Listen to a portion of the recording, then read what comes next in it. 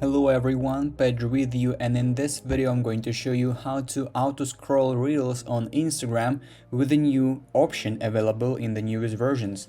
So basically it is very easy. I'll show you how to do that. First of all, of course, we need to open Instagram.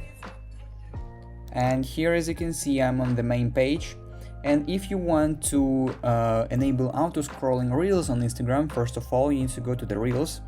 And as you can see, I have the reel here, but if it ends, I will need to manually with my finger, scroll it. If I want to enable auto scroll, all I have to do is to simply click on the three dots in the bottom right corner.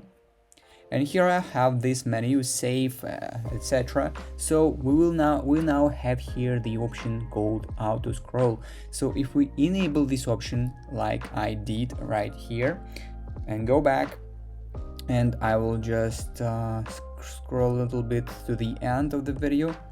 As you can see, it automatically scrolls again. If the video ends, it scrolls right next to the next video. And basically that is it. That is how you can auto scroll Reels on Instagram with a new option. If you found this video useful, leave a like and subscribe to the channel. Thank you.